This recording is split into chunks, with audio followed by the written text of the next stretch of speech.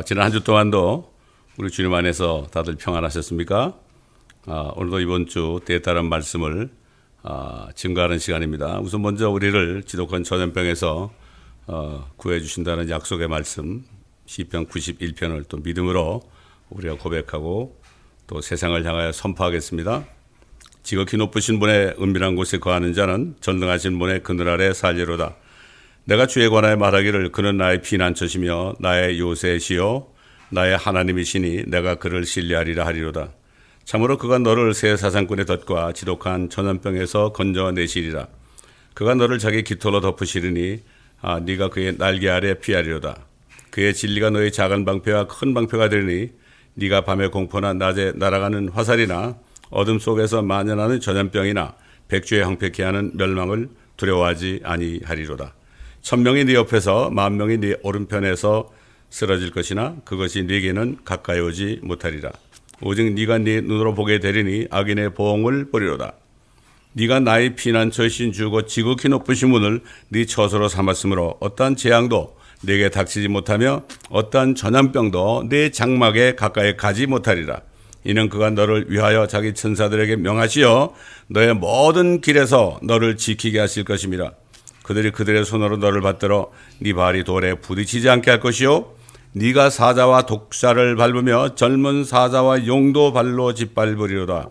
그가 나를 사랑하였으므로 내가 그를 구해낼 것이며 그가 나의 이름을 알았으므로 내가 그를 높이리라. 그가 나를 부르리니 내가 그에게 응답하리라.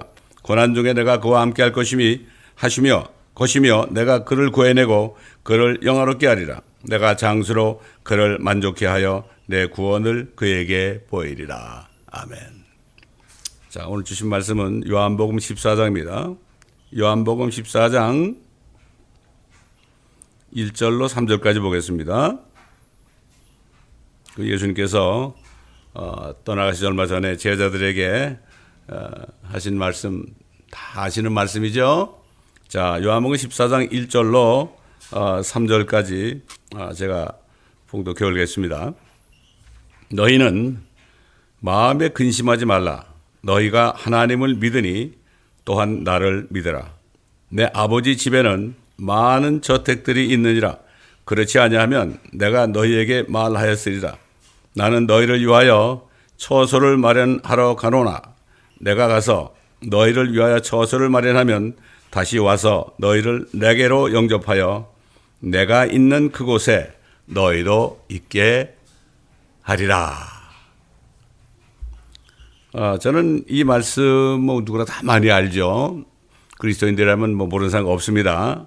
그런데 이 말씀을 묵상하는 가운데 주님께서 어떤 광경을 떠올리게 하셨어요.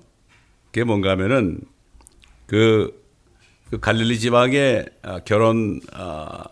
결혼하는 그 관습에 여러분 아시겠지만은 예수님도 그 가나 혼인잔치에 초대돼서 가셨죠. 결국은 그 신랑이 될 사람이 신부에게 청혼을 하죠. 그러면은 신부가 그 청혼의 예로 그 와인을 포도주를 마시면은 그러면 결국은 약혼이 되지 않습니까? 그러면 둘 다 헤어져서 그 여인도 자기 아버지 집으로 가고 그 남자도 자기 아버지 집으로 가서 그 결혼하는 날을 위해서 집을 짓는, 집을 장만하는 그러한 관습이 있었죠. 저는 이 지금 14장 1절로 3절 말씀을 읽을 때 마치 예수님께서 제자들에게 청혼하시는 말씀, 그리고 제자들이 이미 그 청혼을 받아들여서 이제 예수님께서 이제 내가 가서 집을 마련해서 다시 오겠다, 이렇게 그들과 약혼한 후에 하신 말씀으로 제가 그렇게 들려졌습니다. 이제 가셔가지고 신방을 꾸민 다음에 다시 오셔서 그들을 가시겠다는 얘기 아니겠습니까? 참 신비로운 말씀 아닙니까? 보통 우리가 결혼 그러면은 육신적인 결혼만 생각하죠. 약혼도 그렇고요. 그런데 영적으로 우리가 사람과 사람 사이에 약혼이나 결혼하는 거, 이것은 하나의 그 예표로 주신 겁니다. 결국 하나님과 사람 사이에 그 혼인하는 이런 엄청난 신비롭고 위대한 영원 무궁토록 정말 감격적인 그러한 약혼과 결혼, 여기에 대한 하나의 예표로 보여주신 것입니다. 이 말씀이 참 깨달아지신다면 참 여러분들은 복된 사람들이죠. 그야말로 신비로운 말씀이죠. 그러니까 육신적인 약혼이나 결혼만을 아는 자연인들, 성령을 받지 못한 거듭나지 못한 생물학적인 사람들은 죽었다 깨어나도 이 말씀이 무슨 말씀인지 모르죠. 그래서 이 신비입니다. 이것이 신비, 미스테리입니다. 육신적인 사람에게는 미스테리죠. 하나님의 독생자이신 예수님이 세상 죄인들에게 청혼을 하시고 그 다음에 그분을 영접하는 사람들을 약혼하시고 하늘에 가셔서 이제 청혼을 받아들인 신부들과 앞으로 혼인식을 하시기 위해서 다시 오실 것이다. 이런 말씀을 하신 겁니다. 육신적인 약혼도 신부될 여인이 청혼한 남자를 영접할 때 약혼이 되고 예물을 받는 것처럼 우리 사람들은 사탄이 이 세상을 죄와 사망과 저주로 완전히 초토화시켰습니다. 아직 6천년 동안에. 그러나 예수님께서는 우리의 신랑이 되기 위해서 우리는 감히 그분 앞에 설 수 없는 죄인들이지만 그분께서 자신의 피를 가지고 우리의 죄를 씻어주시고 그리고 그러기 위해서 죽으시고 다시 부활하셔서 그 다음에 성령을 보내주셔서 그분을 믿고 영접하기만 하면은 그분의 영을 받아 혼인하여 한 몸이 되게 하는 것을 원하신 겁니다. 하나님이신 예수님과 사람 간의 혼인은 육신적인 것이 아니라 영적인 결합인 것입니다. 하나님께서는 에덴 동산에서 사람이 결혼하여 한 몸이 되는 일에 대해서 미리 말씀하셨죠. 창세기 2장 24절에 그러므로 남자가 자기 아버지와 자기 어머니를 떠나서 자기 아내와 결합하리니 그들이 한 몸이 될 것이니라. 한국에는 그 결혼한 것을 남자가 장가간다고 그러죠. 장가간다. 그런데 보면 대부분 장가가는 게 아니라 여자가 남편 집으로 오는 것으로 되어 있잖아요. 근데 성경은 남자가 자기 부모를 떠나는 겁니다. 그 여자와 합하기 위해서 말이죠. 옛날 하나님께서는 어떤 일을 하시기 전에 꼭 어떤 예표적인 것을 보여줬어요. 여러분 아브라함이 독자 이삭을 거의 몇 년입니까? 오랜만에 25년 만에 그 약속하신 아들을 받았죠. 이삭을 받았지 않습니까? 그런데 결국은 하나님께서 그 아브라함을 시험하신 후에 마침내 이제 그 아브라함의 아내가 죽었습니다. 사라가 죽어서 상당히 그 슬픈 가운데 그 독자 이삭이 얼마나 슬픈 가운데 있었습니까? 그러니까 하루는 그 종 엘레에셀을 불러가지고 자신의 넓적다리에 손을 집어넣고 맹세하라고 그랬죠. 저 먼 곳으로 가서 거기 가서 이 내 아들 독자 이삭의 신부감을 네가 데려오라. 데려오지 못하면 오지 말라는 얘기죠. 그렇게 맹세를 시켰죠. 근데 엘리에셀이 쭉 가가지고 하란 땅에 이르렀을 때 그 우물에서 우물 옆에 앉아서 묵상을 했죠.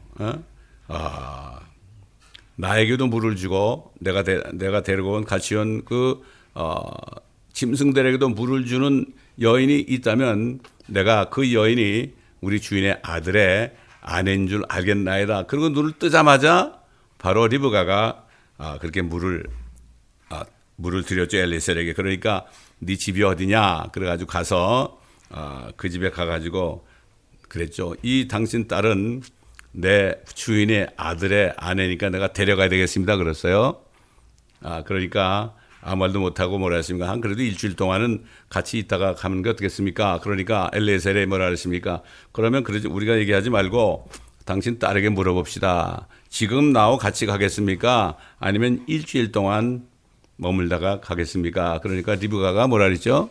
지금 가겠습니다. 그랬잖아요. 이건 뭐죠? 예수 그리스도를 영접한 사람은 바로 주님을 영접하죠. 바로 주님 앞으로 가죠. 미루지 않는다는 얘기입니다. 이게 이렇게 창세기 24장 1절로 67절에 쭉 한 장을 읽어보면은 이러한 아름다운 스토리가 나옵니다. 결국은 하나님께서는 아브라함의 독자 이삭을 먼 이방 땅에 있는 리브가와 혼인하도록 이미 예정하시고 그의 종 엘레셀을 보내실 때 이렇게 맹세하게 하셨죠. 그래서 이삭의 혼인을 예표로 보여주신 하나님께서는 자신의 독생자 예수 그리스도를 먼 땅인 하늘에 저 셋째 하늘에서 먼 땅인 이 지구까지 세상까지 보내셔서 하나님께서 창조하셨던 사람들과 혼인하도록 계획을 하신 겁니다. 이게 얼마나 놀라운 일입니까? 그러니까 제목에 말씀드렸지만은 신부감을 찾으시려고 세상에 오신 예수님, 이건 정말 엄청난 신비로운 진리입니다. 자, 그러나 사탄마귀 때문에 온 세상에 죄와 사망과 저주로 가득 차 있는 세상을 보시고 우선 먼저 사람들과 혼인하기 위해서는 그 독생자 예수 그리스도의 물과 피를 흘리심으로 말미암아 다 쏟게 하셔서, 그래서 그분을 믿기만 하면은 그 피로 씻김을 받고 결국 그의 신부가 되게 하신 거죠. 그 성령을 주셔가지고 다시 새롭게 태어나게 하신 거 아닙니까? 그렇기 때문에 성령은 쉽게 얘기해서 어떤 증표인데 이것이 약혼의 증표다 이렇게 볼 수 있죠. 사람 사이의 약혼도 결국 여인이 그 남자를 남편으로 받아들이기로 이렇게 어그리하면은 당장 가가지고 뭐 합니까? 다이아몬드 반지를 선물하지 않습니까? 하나님의 독생자 예수 그리스도의 청혼을 받아들이는 사람은 누구나 그분의 약혼자가 되게 하신 겁니다. 여러분, 예수님이 말이죠, 밤에 찾아온 니고데모입니다. 바리새인 중에 바리새인이죠. 니고데모에게 하신 말씀 여러분 기억하세요?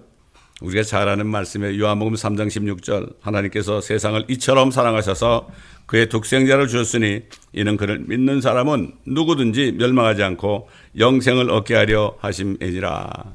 저는 이 말씀을 다시 묵상할 때 이 말씀은 물론 모든 세상 사람들에게 주신 메시지지만요, 1차적으로 니고데모에게 청혼을 하신 겁니다. 예수님, 나를 믿어라. 내가 독생자다. 나를 믿으면 멸망하지 않고 영생을 얻는다. 영생을 얻는다는 것은 뭐죠? 성령을 받게 된다. 그러면은 예수님의 약혼자가 된다. 이런 뜻 아니겠습니까?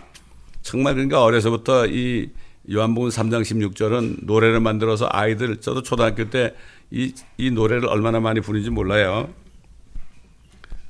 여러분, 에덴 동산에서요, 하나님께서 먼저 아담을 만드셨죠. 그 다음에 혼자 있는 것이 좋지 않다, 독주하는 것이 좋지 않으니까 돕는 배필을 만들 것이다. 갈비뼈 하나를 꺼내가지고 이불을 만들었죠. 그래서 여자라고 그랬습니다. 창세기 2장 18절을 보게 되면 남자가 혼자 있는 것이 좋지 않으니 내가 그를 위하여 돕는 자를 지으리라. 그리고 여자, 아내, 신부는 남편을 돕는 자입니다. 돕는 자. 여러분, 하나님께서 만물을 다 창조하신 다음에요, 아담을 그 만물을 다스리는 일을 하도록 결국 지구상의 왕으로 세웠죠. 이불을 돕는 배필을 만드신 것은 아담이 하는 일을 돕는 자로 만드시기 위한 것이었습니다. 여러분, 예수님께서 세상에 계실 때 모든 것을 버리고 자신을 따르는 제자들에게 말씀을 주셨을 때 그분을 믿고 영접한 제자들과 약혼하시고 하늘 아버지 집에 있는 많은 저택들을 예비하시고 다시 오셔가지고 그들과 함께 영원히 그곳에서 살게 할 것이다. 이렇게 말씀하셨잖아요. 약속했습니다.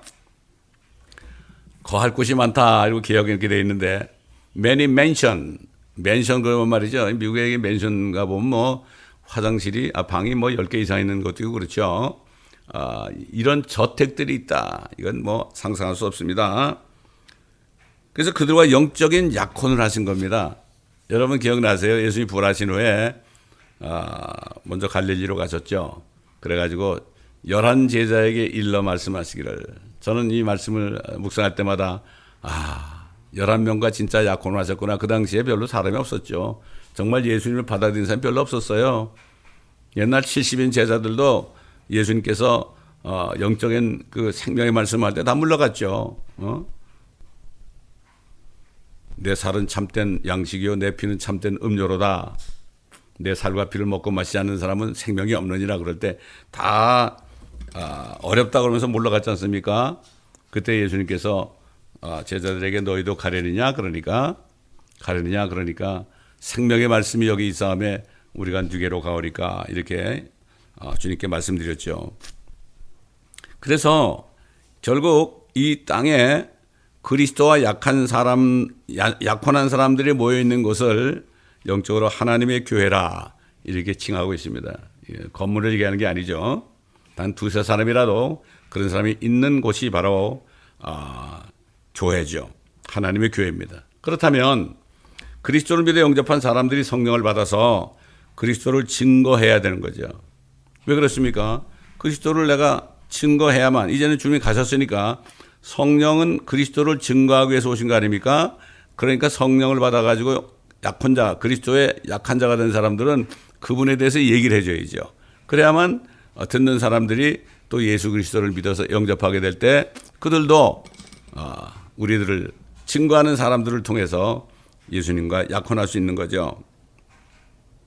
그래서 예수님께서 승천하시기 직전에 뭐라고 그랬습니까? 제자들에게 너에게 성령이 임하시면 너희가 능력을 받으리니 예루살렘과 온 유대와 사마리아 땅끝까지 이르러 내게 증인이 되리라. Witness unto me 그랬어요. 내게 증인이 된다. 바로 내가 너희의 남편이요. 너희는 내 약혼자다. 그러니까 이것을 증거해라. 이런 얘기죠. 내 피를 믿기만 하면은 나의 죽음과 장사되심과 그다음에 부활, 셋째 날 하신 부활을 믿기만 하면 세상 사람들도 구원받게 된다. 이것을 해야 된다. 그게 우리 2000년 동안 지금까지 하고 있지 않습니까? 증인이 되어야 한다는 말씀은 성령을 통해서 예수 그리스도를 증거함으로 말미암아 사도 바울이 얘기한 것처럼 성령과 능력을 통해서 말씀이 증거된다고 그랬죠. 많은 사람들에게 신랑이신 예수 그리스도를 소개하고 전하여서 그들로 하여금 예수님과 약혼하도록 해야 한다는 의무를 주신 것이라는 말씀입니다. 여러분 그 사도 바울이요 고린도 교회 성도들에게 이렇게 얘기했어요. 고린도 후서 11장 1절로 보게 되면 나는 너희가 좀 어리석은 나를 용납해 주기 바라노라. 부디 나를 용납하라.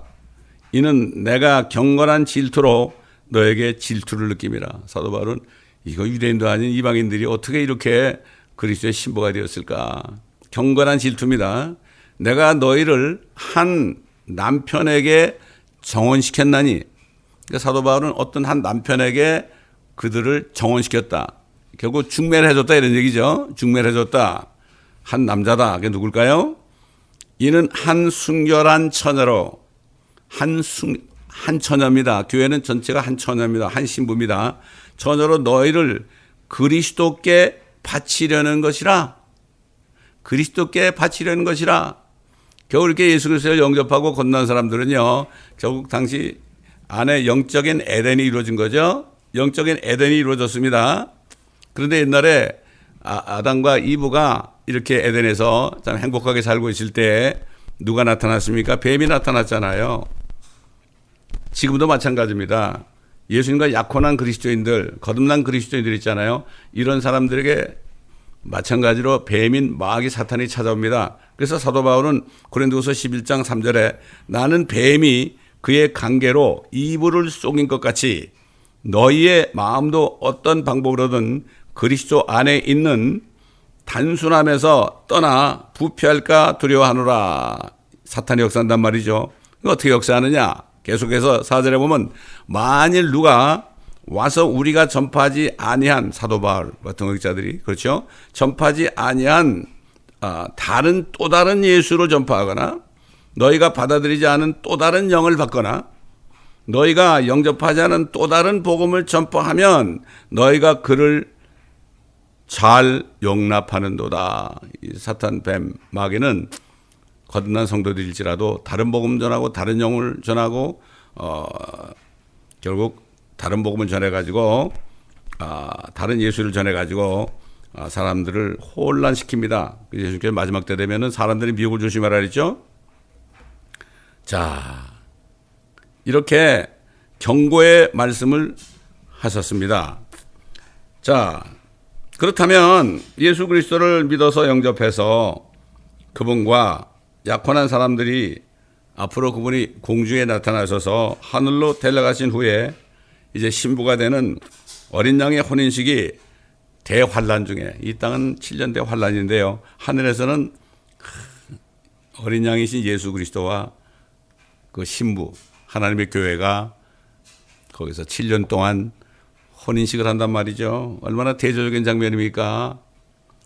그래서 사도 요한은 이 사실에 대해서 계시록 19장 9절에 이렇게 증거했습니다. 어린 양의 혼인잔치에 초대된 그들은 복이 있도다. 기록하라 하시고 또 내게 말씀하시기를 이것들은 하나님의 참된 말씀들이라. 예수 그리스도의 혼인식에 참 이렇게 혼인식이 있을 것을 얘기했는데, 어떤 시편 기자가 옛날에 오래전에 말이죠, 어린 양의 혼인식이 있는 장면을 미리 보고 성령 안에서 증거했습니다. 이것들은 하나님의 참된 말씀들 이렇게 강조했어요, 어린 양의 혼인식에 대해서. 그래서 시편 45편 이제 보면 여기저기 보게 되면 이런 말씀들이 있어요. 당신의 모든 옷에서는 상하 궁전에서 나온 모략과 알로에와 계피의 향내가 나며 그것들이 당신을 기쁘게 하였나이다. 이것은 남편이신 우리 주 예수 그리스도에 대한 묘사입니다. 얼마나 멋집니까? 왕의 궁녀들 가운데는 여러 왕들의 딸들이 있었으며, 초대된 사람들이죠. 왕의 우편에는 오필의 금으로 단장한 왕비가 서 있었나이다. 이거는 그리스도의 신부입니다. 신부는 오른편에 서 있는 거죠. 예수님께서 아버지 하나님의 오른편에 있는 것처럼. 그리고 왕의 딸이 안에서 온갖 영화를 누리나니 그녀의 옷은 금으로 수놓았도다. 이 신부는 왕의 아내면서도 또 딸도 되는 거죠. 그렇지 않습니까? 우리가 하나님의 자녀면서도 하나님의 아들이 되는 것처럼 말이죠. 왕의 딸이 안에서 온갖 영화를 누리나니 그녀의 옷은 금으로 수놓았도다. 그녀가 수놓은 옷을 입은 왕께로 인도될 것이요. 마침내 이제 결혼식이 이제 신부 입장입니다. 그녀의 동료 처녀들도 왕께로 인도되리니, 처녀들입니다. 하나님의 교회는 한 순결한 처녀예요. 하나입니다. 근데 동료 처녀들, 이건 뭐겠어요? 이것은 바로 요즘엔 이 땅에서 이루어지는 결혼식에 보면 신부의 들러리 있잖아요. 근데 결국 여러분 그 10처녀 비유에서 5처녀 또 5처녀 이렇게 지혜로운 처녀와 그렇지 않은 처녀들이 나오잖아요. 이것은 바로 지혜로운 처녀들이 결국 그 혼인잔치에 참여하게 될 것을 또 여기서 얘기하고 있는 거죠. 자, 그렇기 때문에 그 10처녀 비유는 예수 그리스도인들이 아닙니다. 10처녀입니다. 그래서 동료 처녀들도 왕께로 인도되리니 그들이 기쁨과 즐거움으로 인도되어 왕국으로 들어가리이다. 그렇습니다. 어린 양의 혼인식에는 여러 세대에서 구원받은 사람들이 있죠. 지금 아니고요. 지금 은혜 시대에 예수님의 그 청혼을 받아가지고 예수님을 영접해서 이제 약혼한 사람들, 그 이전에 몇 년이 있었습니까? 4,000년이 있었습니다. 그때 뭐 보면 말이죠. 아담도 구원받았습니다. 가죽옷을 입혀줬죠. 아담과 이브도 구원받은 거죠. 그 다음에 노아도 구원받았죠. 아브람도 구원받았죠. 뭐 이렇게 수많은 사람들, 예수님이 오시기 전에 4,000년 동안 다윗도 그렇죠. 마찬가지죠. 이런 사람들이 있습니다. 그 많은 사람들, 구원받은 사람이 몇 명인지 모르겠지만은, 구원받은 많은 사람들이 초대될 것입니다. 자, 아까 동료 처녀들은 신부의 들러리라고 그랬는데요. 그러면 그 신랑의 들러리 있잖아요. 신랑의 들러리도 쓰잖아요. 베스트맨이라고 말이죠. 그럼 누굴까요? 예를 들어서 침례인 요한은 성령이 오시기 전에 세상을 떠났죠. 그래서 그는 거듭날 수가 없었죠. 그래서 침례인 요한이 그랬어요. 나는 신랑의 친구로서의 기쁨이 충만하도다. 바로 침례인 요한은 신랑이신 예수 그리스도의 베스트맨이다. 또 누가 있는지 모르겠지만요. 이렇게 증거해서 볼 수가 있습니다. 결국 이 세상의 결혼식장의 그 모습이요. 모습이 여기 드러나고 있는 겁니다. 왜냐하면 하나님께서는 영적인 진리를 말씀하실 때 꼭 보이는 것을 가지고 그것을 모형으로 해서 피겨로 해가지고 결국은 영적인 신비로운 진리를 말씀하시는 겁니다. 자, 그러면 그분을 돕는 배필로 어떤 일을 해야 할까요? 어떤 일을 해야 할까요? 그분께서 이제 혼인식을 마치고 환란 끝에 하늘문을 여시고 내려오실 겁니다. 그때 결혼한 신부, 하나님의 교회는, 그리스도인들은 그때 함께 주님과 함께 하얀 말을 타고 백마를 타고 내려오게 되죠. 그럼 뭘 돕겠습니까? 고린도교회 성도들에게 사도 바울이 그랬죠. 너희는 천사들이라도 심판한 자들인데 어떻게 교회를 세상의 법정에 갖다 주느냐, 이런 얘기 했잖아요. 천사들도 결국 심판하는 일도 돕는 거죠. 그리고 주님이 1000년 동안 이 땅을 통치할 때도 왕 같은 제사장으로서 또 돕게 되는 겁니다. 사도 바울은 우리가 뭐 많은 말씀 찾아볼 수 없지만은 디모데에게 편지할 때 이렇게 얘기했죠. 디모데후서 2장 12절, 우리가 참으면, if we suffer, 우리가 주님과 함께 고난을 받으면, 이런 뜻이죠. 그와 함께 다스릴 것이요, 왕이 되는 거죠. 우리가 그를 부인하면 그도 오히려 부인할 것이라, 이렇게 말씀을 줬죠. 그 다음에 로마서 8장 17절에도 사도 바울이 이렇게 증거했어요. 자녀이면, 예수 믿고 성령으로 건너서 하나님의 자녀가 됐으면, 이런 얘기죠. 또한 상속자들이요, 천지 만물을 창조하신 하나님의 상속자들이요, 그랬어요. 그리스도와 함께한 공동 상속자들이, 주님과 결혼했으니까 어떻게 돼요? 조인트 에어가 되는 거죠. 조인트 어카운트가 되는 거 아닙니까? 참 엄청난 이게 신비입니다. 이게 우리가 그와 함께 고난을 받은 것은, 그 로마에 있는 성도들 아닙니까? 로마의 네로 황제 때 얼마나 고통을 받았어요? 우리가 그와 함께 고난을 받은 것은 함께 영광도 받게 하려는 것이라. 주님과 함께 다스리는 엄청난 이 영광 아닙니까? 이 땅에서는 고난을 당했죠. 사도 바울이 정말 우리가 바라보는 것이 이생뿐이라면 우리는 모든 사람 가운데 가장 비참한 자다. 나는 지금 만물의 찌꺼기처럼 됐다. 그러나 사도 바울은 주님이 오실 때 그분과 결혼해서 함께 내려와서 통치하는 그러한 영광을 바라보면서 끝까지 참았습니다. 고난을 견뎌냈습니다. 모든 약함과 모욕과 궁핍과 박해와 공경을 내가 그리스도를 위하여 기뻐하노니 이는 내가 약할 때 곧 내가 강함이라. 맞습니다. 주님 때문에 어려움을 당하잖아요. 육신적으로는 힘이 들어도요, 영적으로, 내적으로 굉장히 힘이 납니다. 두려움이 없습니다. 전혀 아무 두려움이 없습니다. 사도 바울은 에베소 교회 성도들에게 편지할 때요, 하나님께서 그리스도의 몸이 되게 하신 하나님의 교회가 어떤 곳이고 또 앞으로 영원토록 어떤 일에 그리스도를 돕는 배필이 될 것인지에 대해서 짤막하게 증거했습니다. 이 짤막한 말씀 안에 엄청난 뜻이 있죠. 에베소 1장 22절로 23절입니다. 또 만물을 그의 발 아래 두시고 그를 만물 위에 머리가 되게 하셔서 교회에게 주셨느니라. 모든 만물을 교회에게 줬어요. 교회는 그의 몸이니 만물 안에 모든 것을 채우시는 분의 충만이라. 만물 안에 모든 것을 채우신단 말이죠. 지금은 지구만 채웠잖아요. 지구도 이제는 심판하시고 새로 만들잖아요. 새롭게. 이제는 모든 만물, 지구만이 별입니까? 엄청난 별이 많지 않습니까? 예? 은하계도 있죠. 엄청납니다.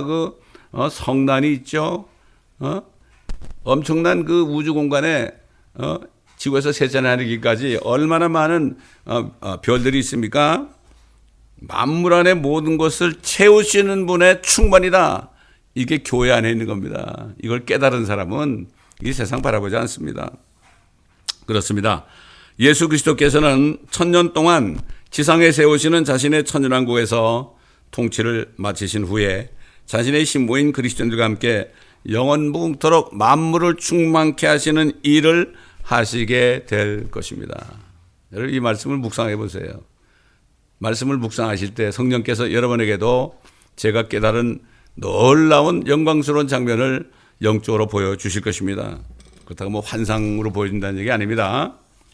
예수 그리스도께서 조만간 공중에 나타나신 그리스도의 날은 약속하신 대로 하늘에서 그리스도인들과 혼인하시기 위해서 오신 겁니다.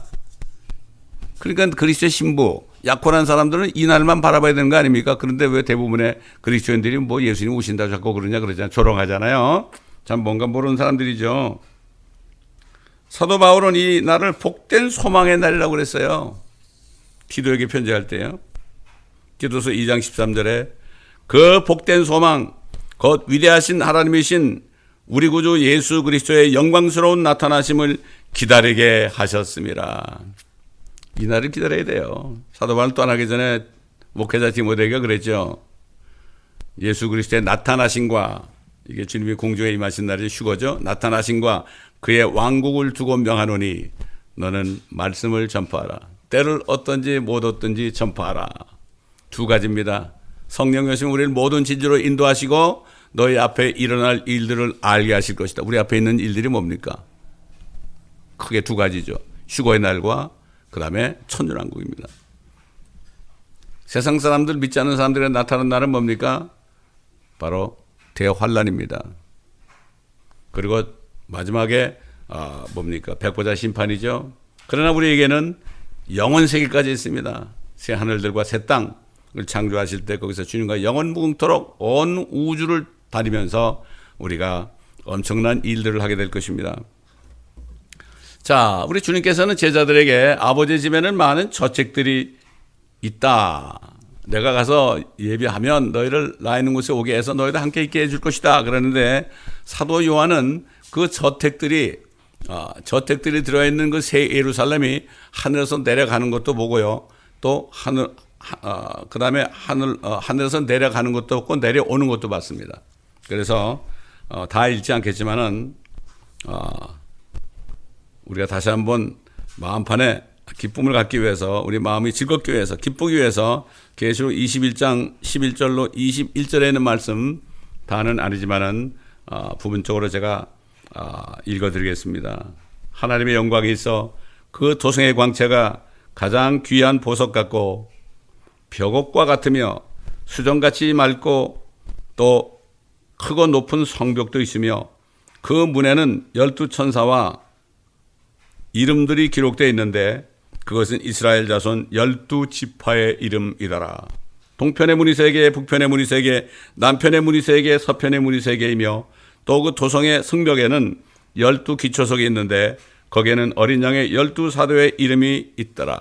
12사도 신약시대죠. 그 다음에 12지파 구약시대 아닙니까? 그 도성은 네모가 반듯하며 길이와 너비가 같더라. 그러므로 그가 갈대로 그 도성을 측량하니 12,000 스타티온. 이게 한 스타티온이 영어로 펄롱입니다. 펄롱. 펄롱은 8분의 1마일입니다. 12,000 스타디온. 이거는 마일로 계산하면 1,500마일입니다. 가로, 세로, 높이. 엄청나죠?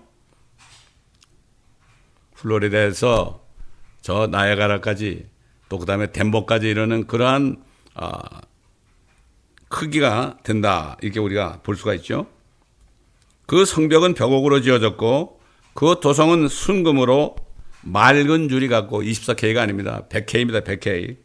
그 도성의 기초석은 각양보석으로 단장되었으며 첫째 기초석은 벽옥이요 둘째는 사파이어 셋째는 옥수 넷째는 에메랄드이며 다섯째는 홍보석 일곱째는 감남석 여덟째는 녹보석 아홉째는 황옥 열째는 자수정이더라. 또 12대문은 12진주니 그 문들은 각각 한 개의 진주로 되어 있더라. 그 도성의 거래는 순금이며 투명한 유리 같더라. 순금은 유리처럼 투명한 모양이에요. 대단합니다. 이건 상상도 못하는 거죠, 우리가. 제가 저 동부했을 때 뉴저지에서 워싱턴 그 스미소니안 박물관에 갔던 적이 있습니다. 가보니까 엄청난 보석들이 있는데요. 이거는 정말 다른 데서 볼 수 없는 것들이에요. 볼 수 없는 것들이에요. 참 이게 그때 그 우리가 보석을 보게 되면 마음이 어떻게 되겠습니까? 이건 상상할 수 없죠. 이것을 영적으로 보는 사람들은 이 세상 거 더러운 거 보지 않습니다. 다 똥처럼 다 버립니다. 사도 바울이 그랬잖아요. 다 배설물처럼 버렸다. 배설물이 뭐예요? 영어로 덩 아닙니까? 똥. 예? 저도 그랬어요. 주님 만난 다음에는 모든 것을 다 버렸습니다. 더럽습니다. 냄새납니다, 여러분. 육신의 정욕과 안목의 정욕과 이성의 자랑, 세상 정말 냄새나죠. 사도 바울은 그 하나님의 교회가 그리스도와 결혼한 신비로운 관계에 대해서 에베소 5장 31절로 32절에 이렇게 증거했습니다. 이런 까닭에 남자가 자기 아버지와 어머니를 떠나 자기 아내와 결합하여 그 둘이서 한 몸이 될지니라. 이것은 위대한 신비다. Great mystery. 위대한 신비라. 그러나 나는 그리스도와 그 교회에 관하여 말하노라.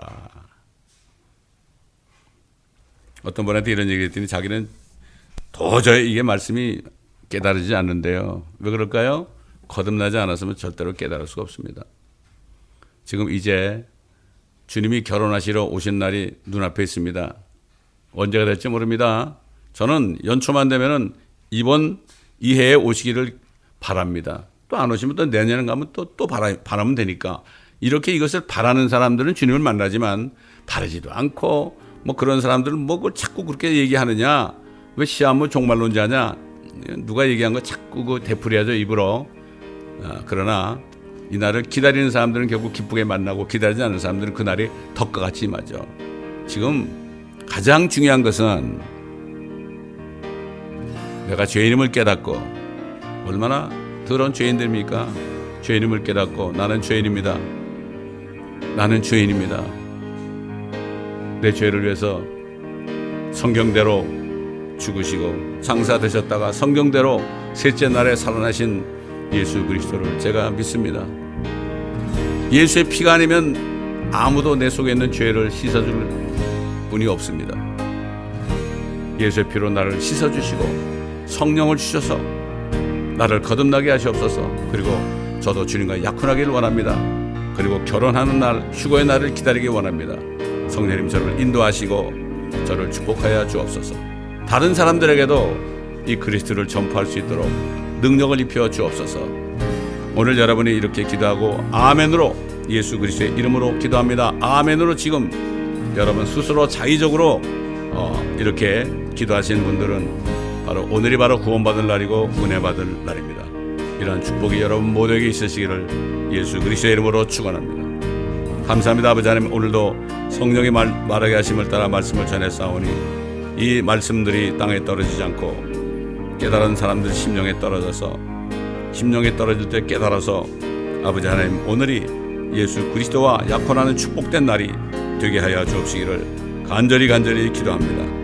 우리 주 예수 그리스도의 이름으로 간청하며 기도드리나이다.